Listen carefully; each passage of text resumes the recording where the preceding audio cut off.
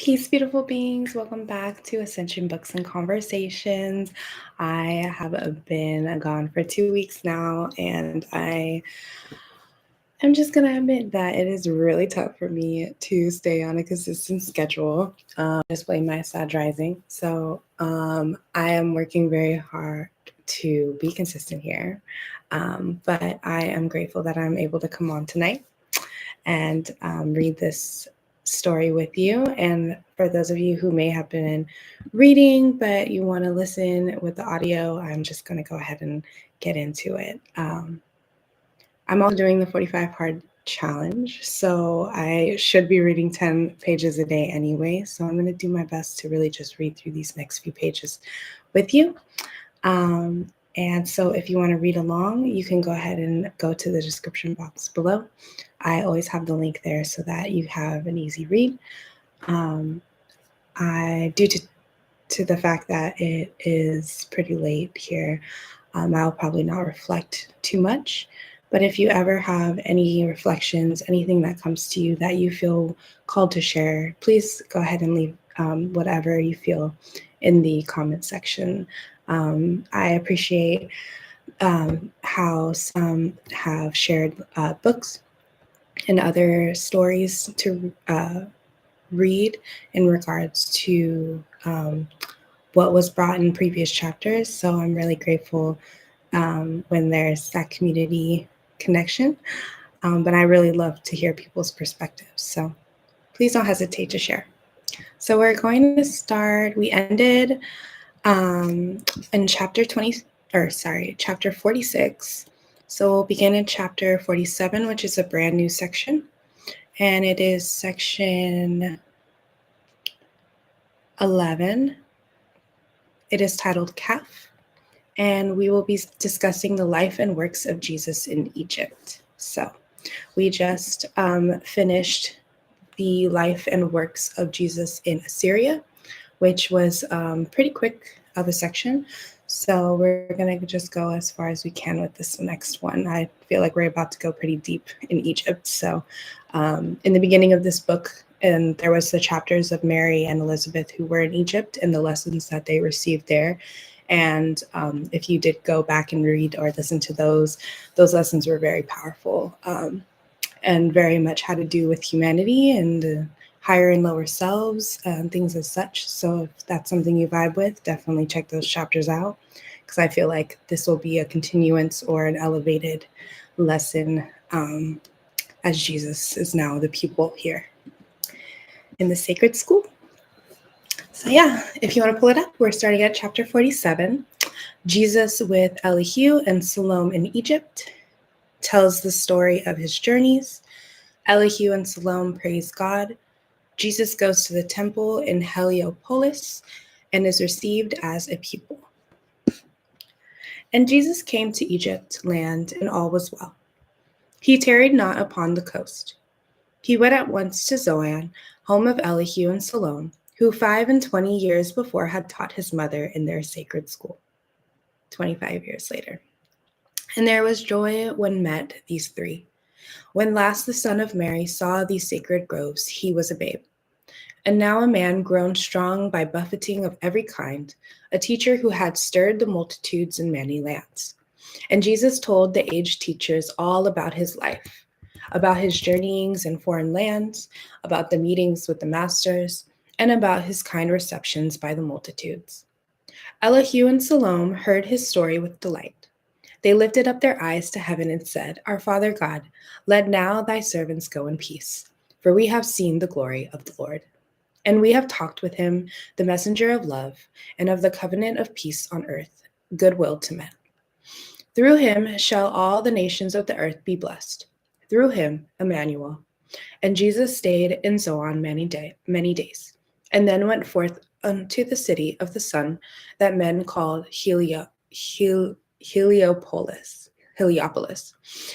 and sought admission to the temple of the Sacred Brotherhood. The council of the Brotherhood convened, and Jesus stood before the Hierophant. He answered all the questions that were asked with clearness and with power. The Hierophant exclaimed, Rabboni of the rabbinate, why come you here? Your wisdom is the wisdom of the gods. Why seek for wisdom in the halls of men? And Jesus said, in every way of earth life I would walk, in every hall of learning I would sit. The heights that any man has gained, these I would gain. What any man has suffered, I would meet, that I may know the griefs, the disappointments, and the sore temptations of my brother man, that I may know just how to succor those in need. I pray you, brothers, let me go into your dismal crypts, and I would pass the hardest of your tests. The master said, take then the vow of secret brotherhood. And Jesus took the vow of secret brotherhood. Again, the master spoke. He said, the greatest heights are gained by those who reach the greatest depths, and you shall reach the greatest depths. The guide then led the way, and in the fountain Jesus bathed. And when he had been clothed in proper garb, he stood again before the Hierophant. Chapter 47. I said I wasn't going to reflect on anything, but I am. The fact that Jesus shares that he came here, like his purpose was to walk amongst men, to really understand us, is like, I think, a really prevalent lesson that sometimes can be missed just because we do talk about Jesus walking our path to understand our sins or take on our sins. And sometimes people will say Jesus took on those sins to show us how to not be sinful, but we also are not God. We are God, right? We have God in us, but we are not just source. Like I cannot just say that I'm only source. I come from source. I'm just a piece of it, right? So if God is God and doesn't feel the same emotions that we feel, or doesn't go through the same challenges that we go through due to our human experience, then Jesus coming here was for him to be able to, or for source or that spirit or that whatever it is that you view it, to have the ability to descend into the physical realm, as many of us, I believe, have, and experience what it is to be human, and for God to want to understand us more also does continue to confirm the love that God has for us. Because if we were created and the creator actually wants to understand its creation, sometimes you have to live that experience. It's kind of like the way that I kind of see it in a visual or a realistic way or whatever is like if somebody, like a human being, were to create a robot, and this robot starts to have experiences that are not anywhere known to humans. But we now decide to put our consciousness into a robotic vessel in order to experience and have the same thoughts, feelings, emotions, things that they're experiencing, in order to have more empathy, to have more understanding, I think is kind of the idea of this here. Because Jesus said he sat in the halls and listened to the things that men went through. But that was not an experience that was like, yeah, God knows us, but I don't know. It's just different to really like feel it, live it, be in the senses. And so that's why I think it's so powerful when they say Emmanuel. Emmanuel means literally God with us. And Jesus was that expression of God here to experience us in order to teach us, but also learn from us as well. So I love that he humbled himself in his manly vessel in order to also learn alongside of us. And he went back to the Hierophant to learn. And that's what we'll continue in chapter 48. Okay, we'll move forward. Jesus receives from the Hierophant his mystic name and number, passes the first brotherhood test, and receives his first degree, sincerity. So he also got initiated into the secret school. So he's now like what we would consider like the Masons, like they have their degrees and things as such. And Jesus was now initiated like a man being initiated into these spaces, being given knowledge that's just not given to the public freely at that time. The master took down the wall a scroll on which was written down the number and the name of every attribute and every character. He said, "The circle is the symbol of the perfect man, and 7 is the number of the perfect man.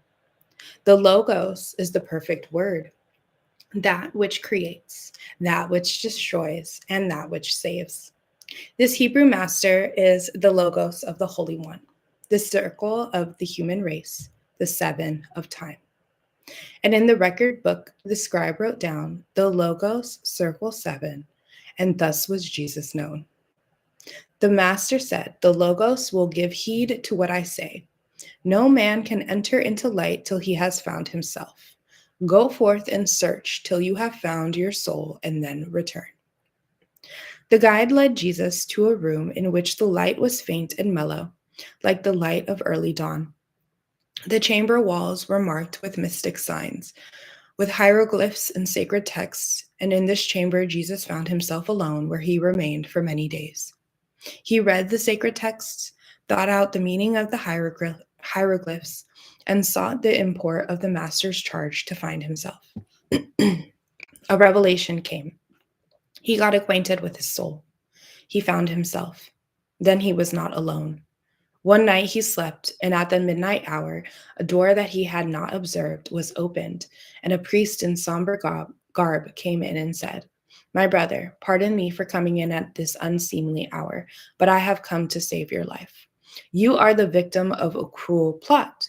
The priests of Heliopolis are jealous of your fame, and they have said that you shall never leave these gloomy crypts alive. The higher priests do not go forth to teach the world, and you are doomed to temple servitude. Now, if you would be free, you must deceive these priests, must tell them you are here to stay for life. And then, when you have gained all that you wish to gain, I will return, and by a secret way will lead you forth that you may go in peace." And Jesus said, "My brother man, would you come here to teach deceit? Am I within these holy walls to learn the wiles of vile hypocrisy? Nay, man, my Father scorns deceit, and I am here to do his will. Deceive these priests, not while the sun shall shine. What I have said, that I have said. I will be true to them, to God, and to myself." And then the tempter left, and Jesus was again alone. But in a little time, a white-robed priest appeared and said, "Well done. The logos has prevailed.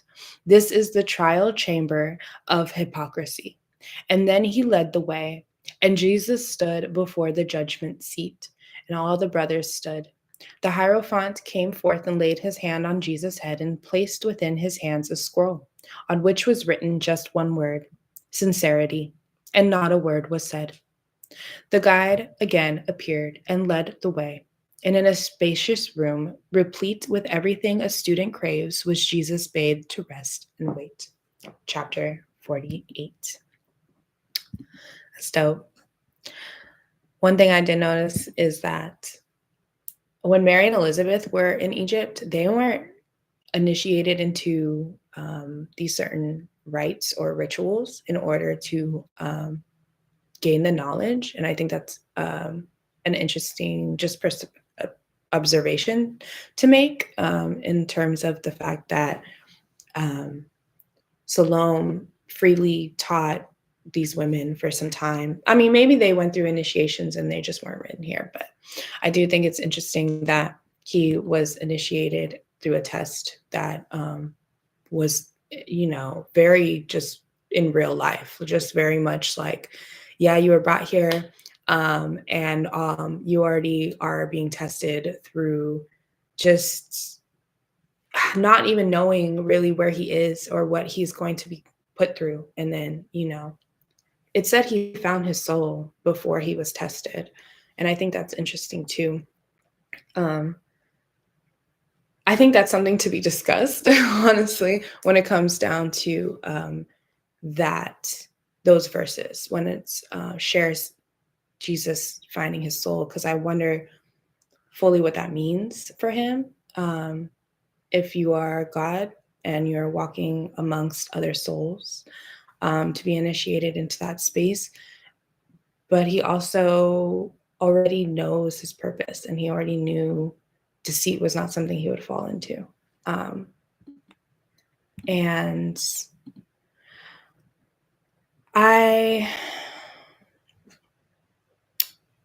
the logo circle 7, I love that.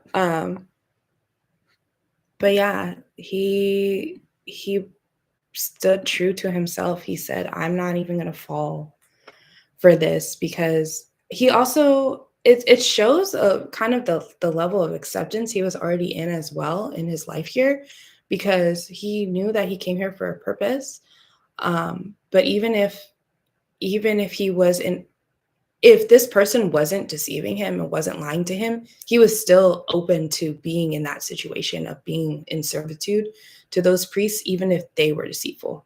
And that's kind of also a testament to how he was already ready to receive whatever his fate was, for the sake of staying aligned with God and what he told him to be and to embrace in this life.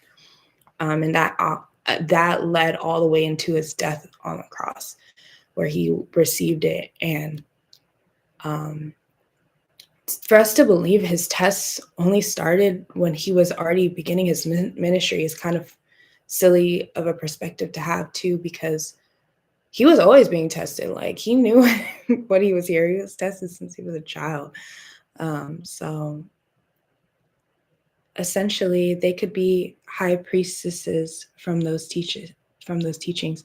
Yeah, exactly. Like, they were given wisdom that wasn't necessarily given to the public and given freely at that time, because the priests that were teaching Mary and Elizabeth knew their role as the mothers of Jesus and John.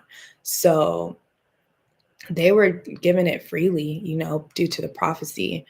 And that, they also were open to receive the knowledge. So they received it, they lived it, and they taught it to their sons, and that makes them in that high priestess energy. Like, they were not going to stray from their purpose either. And I think that's beautiful. Sincerity, that was his first degree received. All right. Well, maybe there's 33. I don't know. We'll see. The next one, chapter 49. Jesus passes the second brotherhood test and receives the second degree, justice. The Logos did not care to rest. He said, "Why wait in this luxurious room? I need not rest. My Father's work upon me presses hard. I would go on and learn my lessons all. If there are trials, let them come, for every victory over self gives added strength." And then the guide led on, and in a chamber, dark as night, was Jesus placed and left alone, and days were spent in this deep solitude. And Jesus slept, and in the dead of night a secret door was opened, and in priest's attire 2 men came in. Each carried in his hand a little flickering lamp. Approaching Jesus, one spoke out and said, "Young man, our hearts are grieved because of what you suffer in these fearful dens. And we have come as friends to bring you light and show the way to liberty. We once, like you, were in these dens confined, and thought that through these weird, uncanny ways we could attain to blessedness and power. But in a luckful moment we were undeceived, and making use of all our strength, we broke our chains, and then we learned that all this service is corruption in disguise. These priests are criminals just hid away. They boast in sacrificial rites they offer to their gods and burn them while alive, poor birds and beasts.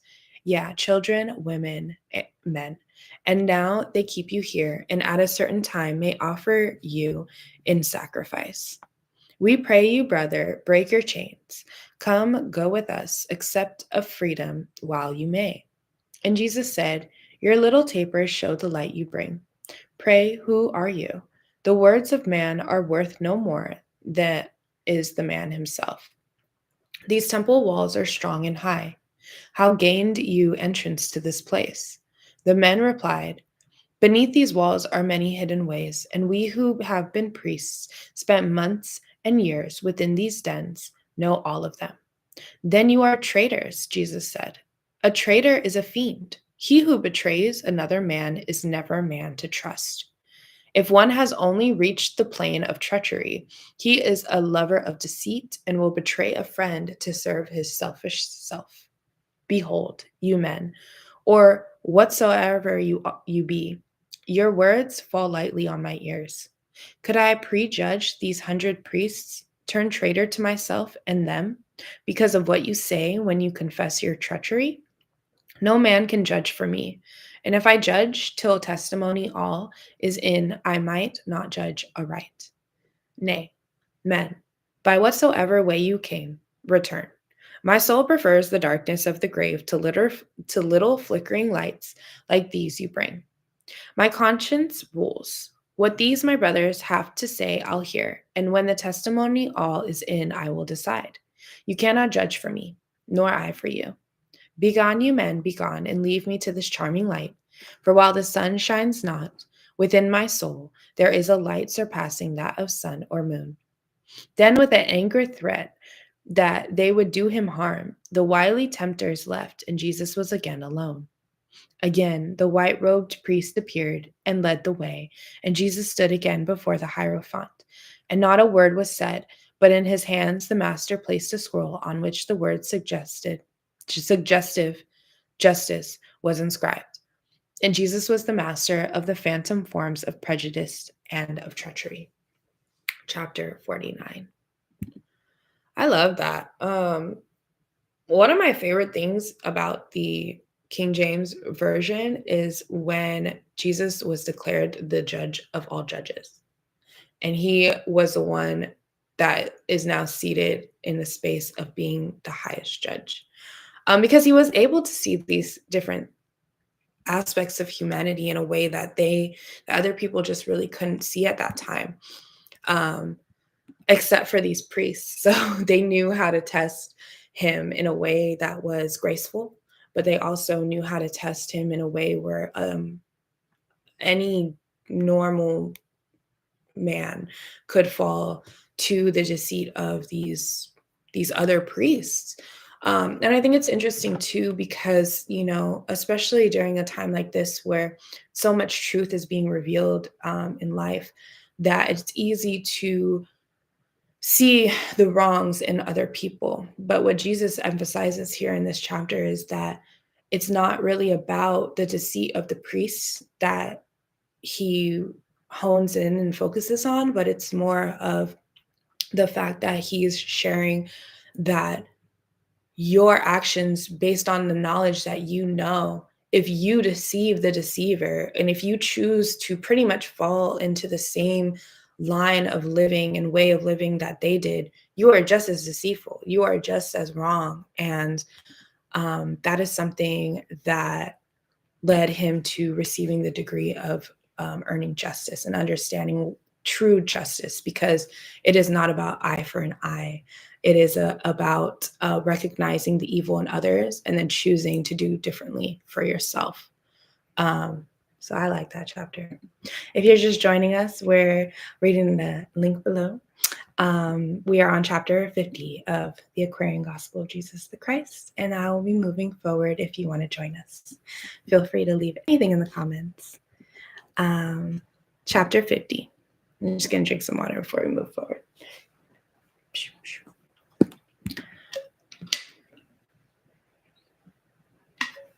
Beautiful. Okay. So, chapter 50. Jesus passes the third brotherhood test and receives the third degree, faith. The Logos waited 7 days, and then he was taken to the Hall of Fame. a chamber rich in furnishings and lighted up with gold and silver lamps.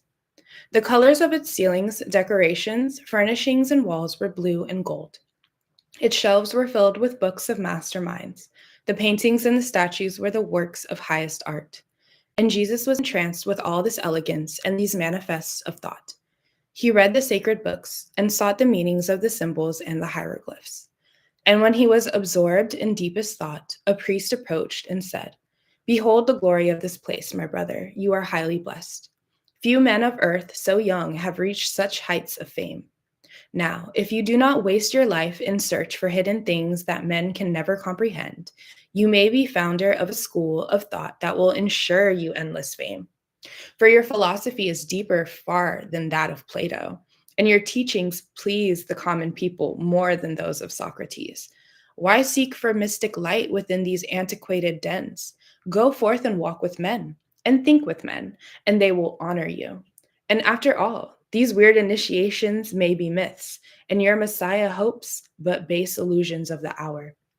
I would advise you to renounce uncertain things and choose the course that leads to certain fame."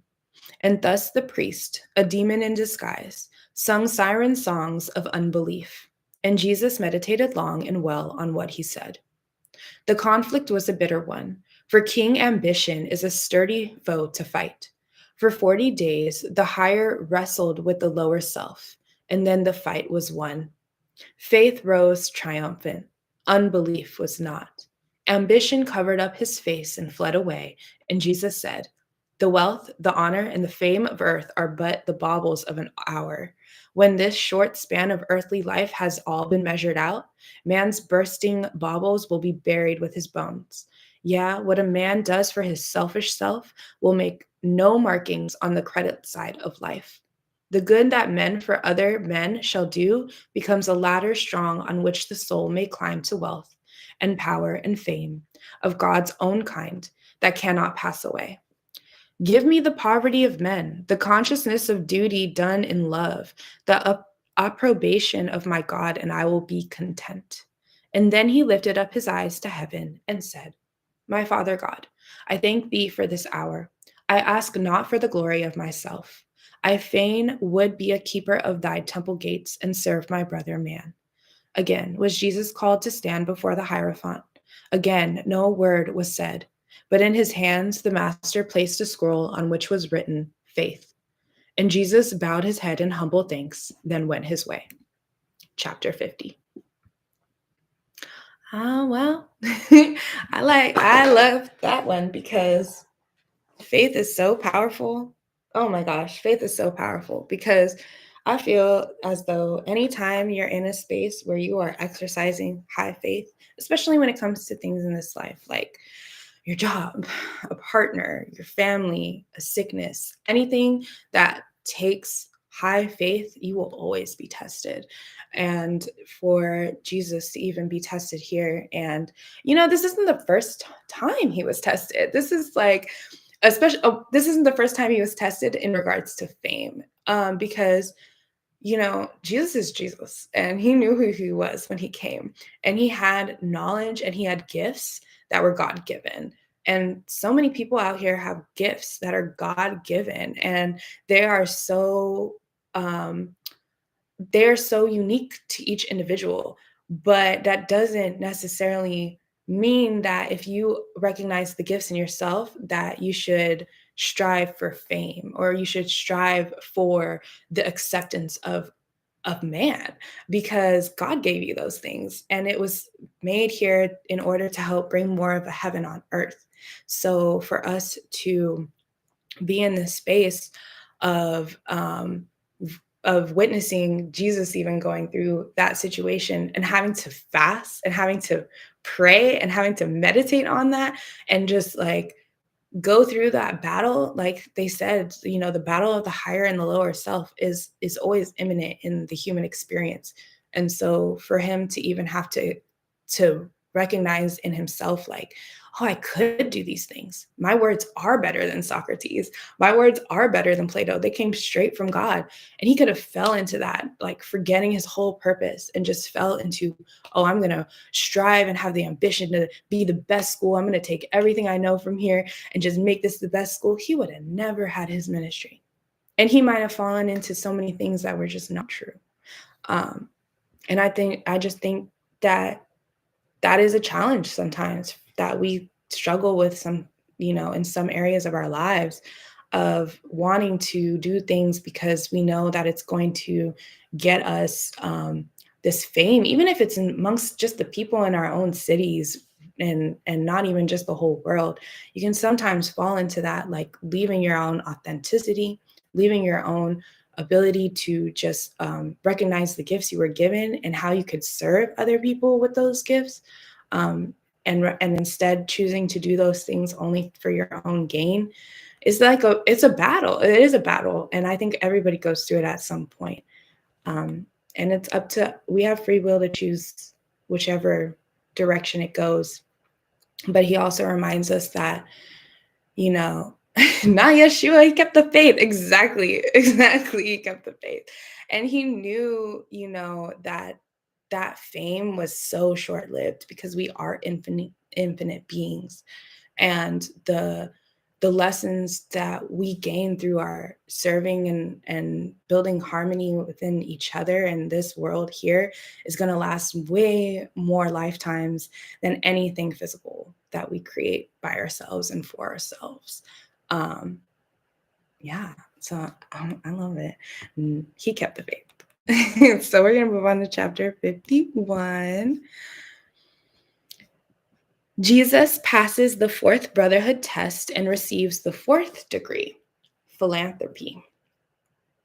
When other certain days had passed, the guide led Jesus to the hall of mirth, a hall most richly furnished and replete with everything a carnal heart could wish.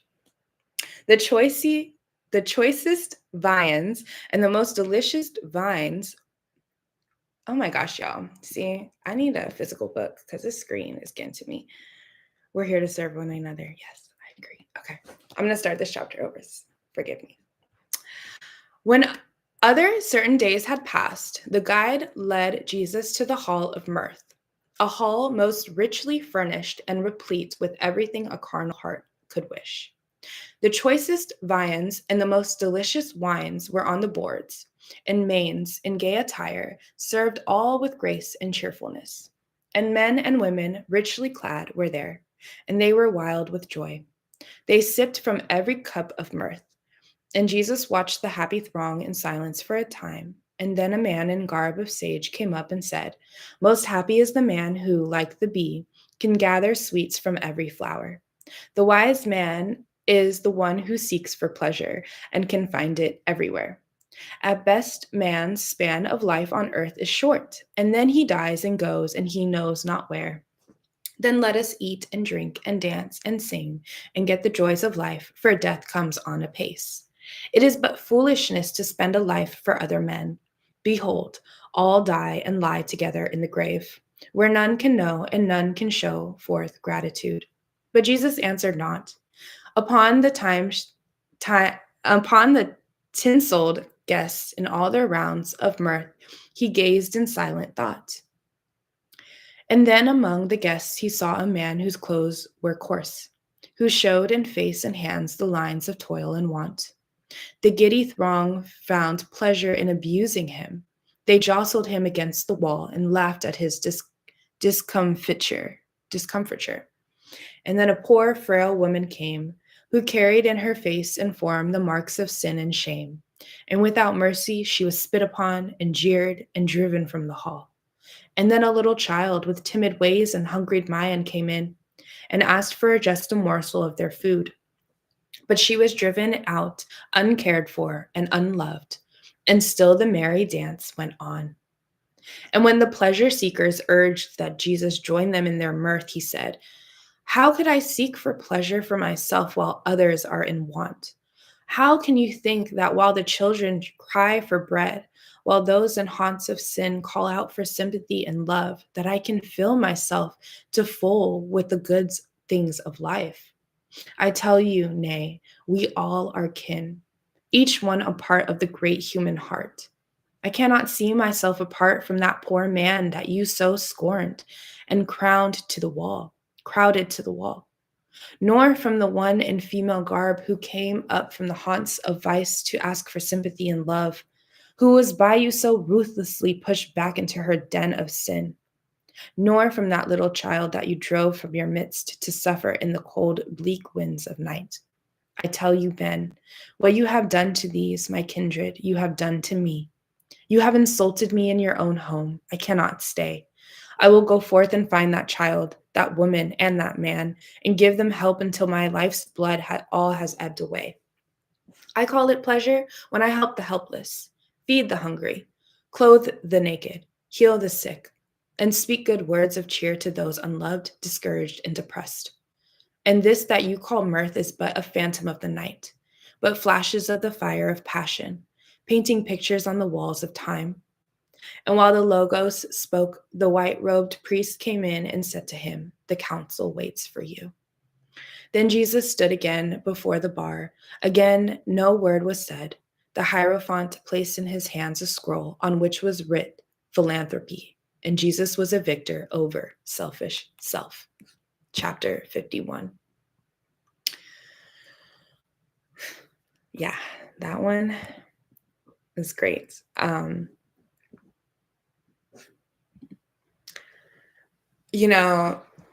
When I I'm over here dropping the laptop, sorry.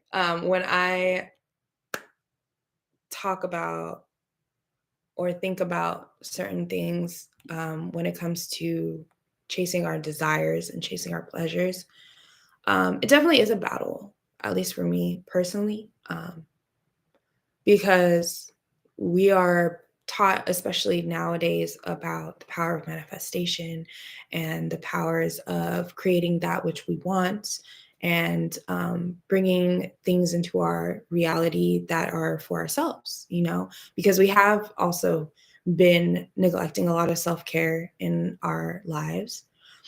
However, we also, as all of us know, are in a space right now where there are people there is a genocide. There are things that are occurring in this life that we have the comfort to choose to pay attention to or not. And in this story, Jesus gave a beautiful example of how in the same room of those who are teaching him to express and embrace these pleasures of self, we're neglecting those that had less than, that were in a different space than them. And Jesus didn't even want to be in their presence, let alone dance and be merry with them. And, sometimes it's hard to be in a space of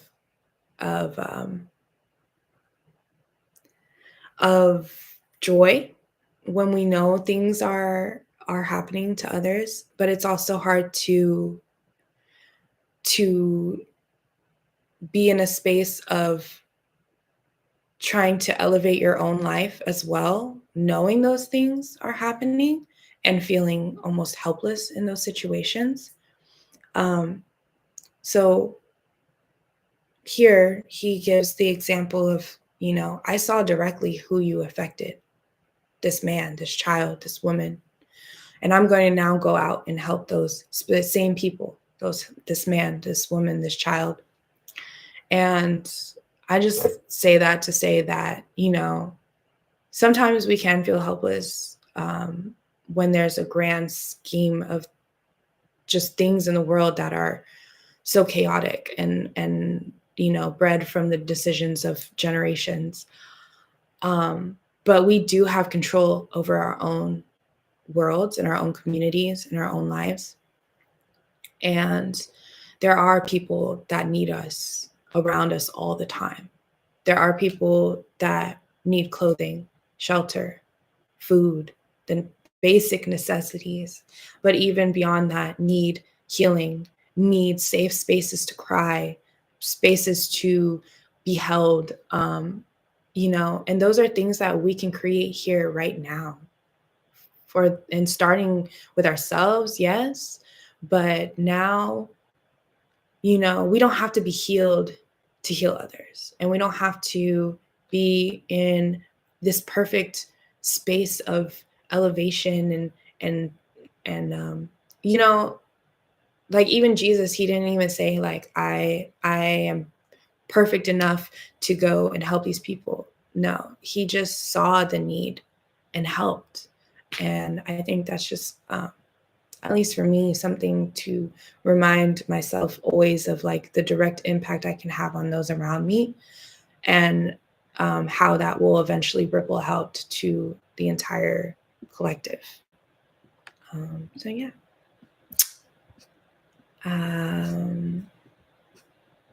Let's see how many more chapters are in this section before I continue.